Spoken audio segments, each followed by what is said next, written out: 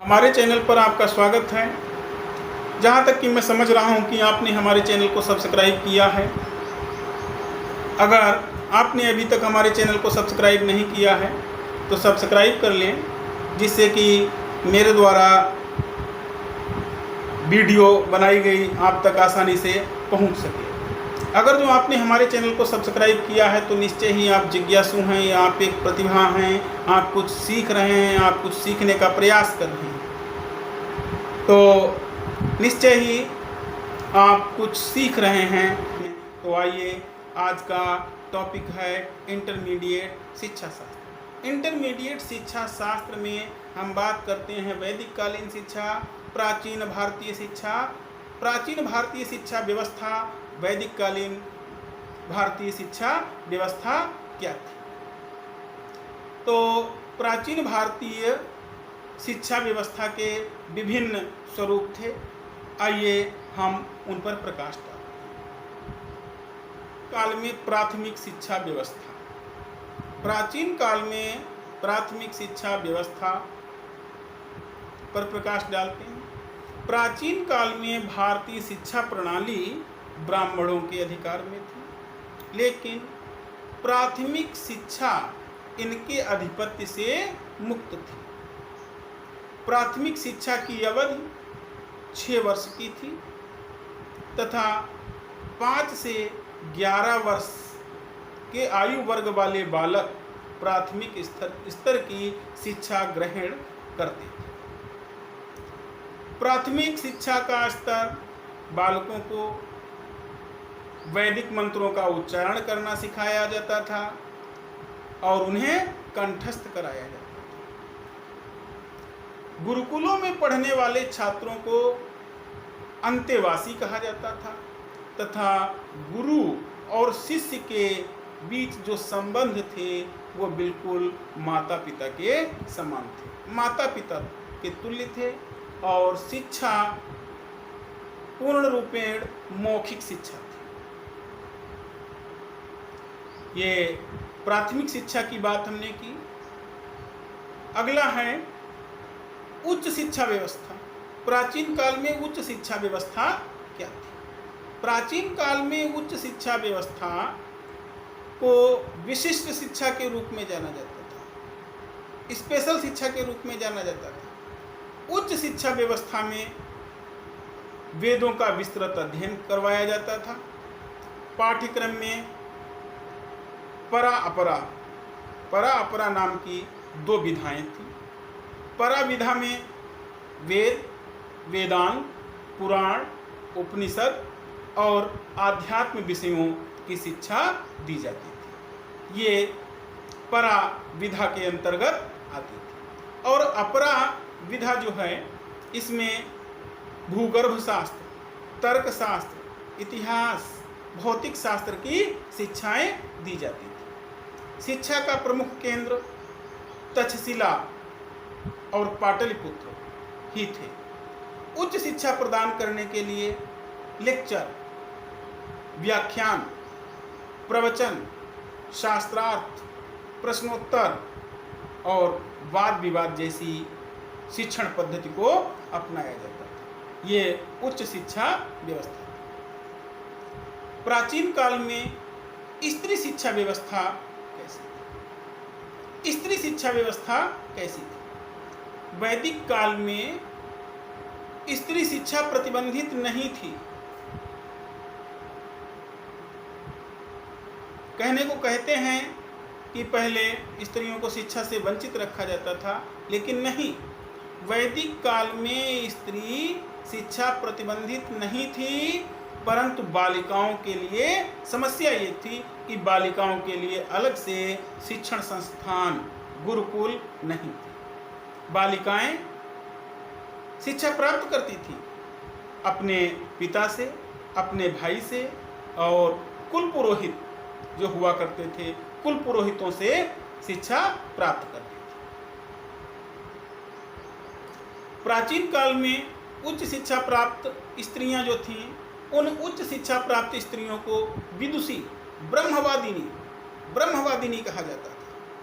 प्राचीन काल में उच्च शिक्षा प्राप्त स्त्रियों को ब्रह्मवादिनी कहा जाता था। इस काल में गार्गी, शकुंतला, अनुसुईया, अपाला, घोषा, मैत्रेयी ये भारतीय विदुषी, भारतीय ब्रह्मवादिनी स्त्रियां थीं। तो ये प्राचीन काल में स्त्री शिक्षा की बात। अब हम बात करते हैं प्राचीन काल में व्यावसायिक शिक्षा व्यवस्था। प्राचीन काल में व्यावसायिक शिक्षा व्यवस्था कैसी? पुराने समय में, वैदिक काल में शिक्षा आध्यात्मिक थी, परंतु इसके साथ ही साथ छात्रों को, मुख्य रूप से वैश्य वर्ग के छात्रों को व्यावसायिक शिक्षा प्रदान की जाती थी। मुख्यतः वैश्य वर्ग के छात्र जो होते थे उनको व्यावसायिक शिक्षा प्रदान की जाती रही। व्यावसायिक शिक्षा के अंतर्गत वाणिज्य शिक्षा, सैन्य शिक्षा, कला कौशल, चिकित्सा शास्त्र ये शिक्षाएं प्रदान की जाती थी। वाणिज्य शिक्षा क्या थी? वाणिज्य शिक्षा वैश्य वर्ण के जो छात्र थे उनको ही प्रदान की जाती थी।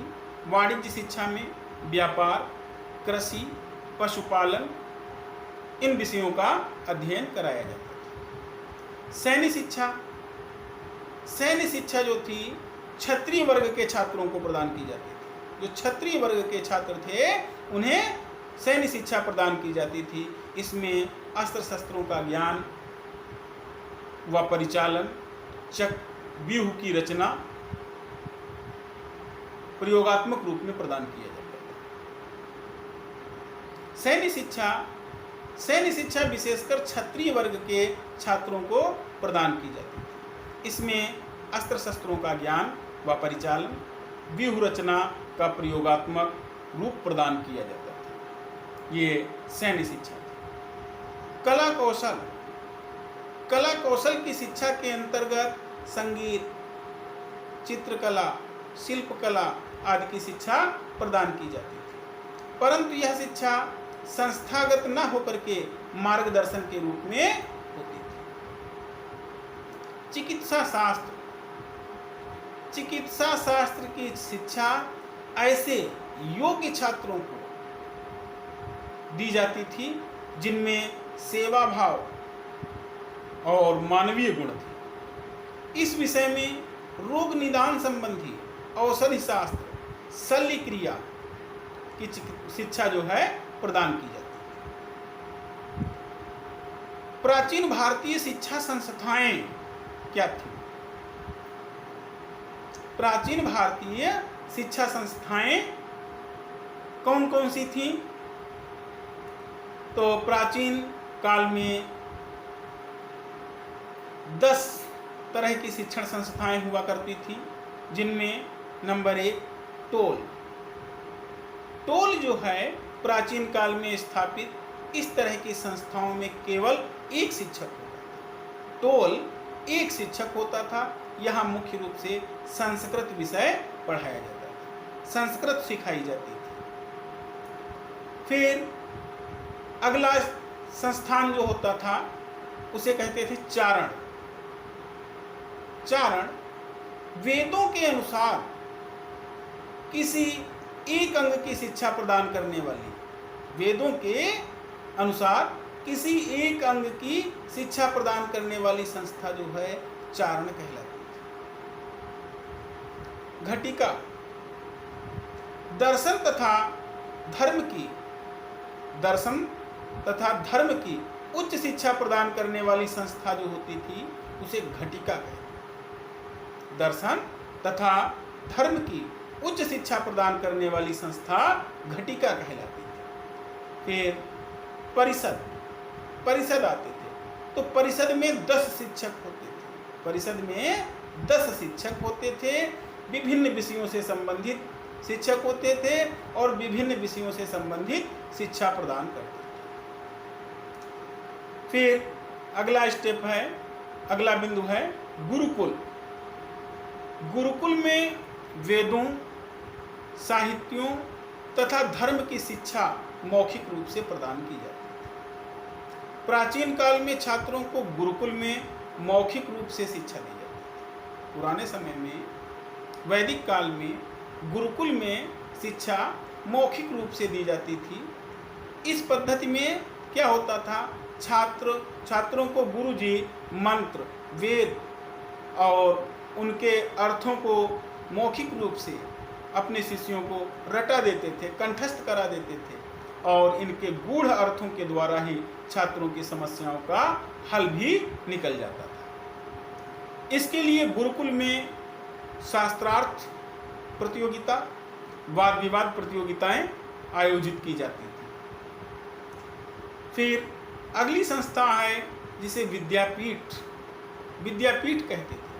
व्याकरण एवं तर्कशास्त्र की व्यवस्थित शिक्षा प्रदान करने वाली, व्याकरण एवं तर्कशास्त्र की व्यवस्थित शिक्षा प्रदान करने वाली जो संस्था थी उसे विद्यापीठ कहा जाता था। उसे विद्यापीठ कहते। विशिष्ट विद्यालय, अगला है विशिष्ट विद्यालय। विशिष्ट विद्यालय में एक ही विषय की विशिष्ट शिक्षा प्रदान की जाती थी। एक ही विषय की विशिष्ट शिक्षा प्रदान करने वाली संस्था को विशिष्ट विद्यालय के नाम से जाना जाता था। फिर होते थे मंदिर महाविद्यालय। मंदिर महाविद्यालय में प्राचीन काल में, वैदिक काल में कुछ मंदिर शिक्षण संस्थाओं के रूप में काम किया करते थे। कुछ मंदिर में जो है शिक्षण कार्य होता था, शिक्षण संस्थाओं के रूप में मंदिर कार्य किया करते थे, जिनमें धर्म, दर्शन, वेद तथा व्याकरण की शिक्षा दी जाती थी।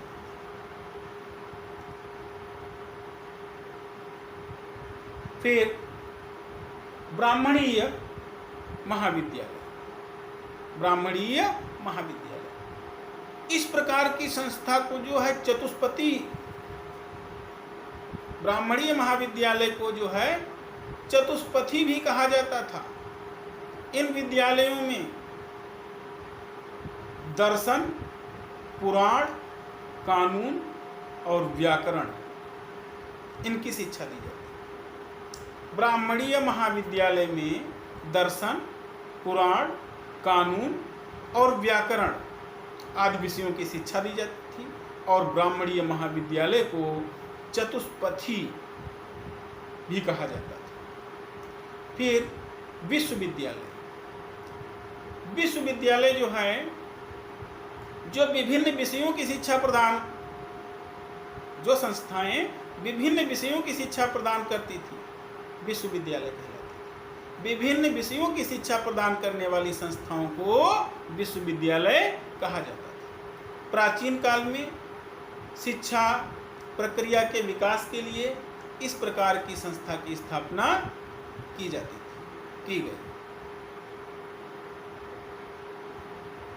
धन्यवाद। मिलते हैं अब नेक्स्ट अगले वीडियो में, जिसमें हम बौद्धकालीन शिक्षा व्यवस्था पर चर्चा करेंगे। धन्यवाद।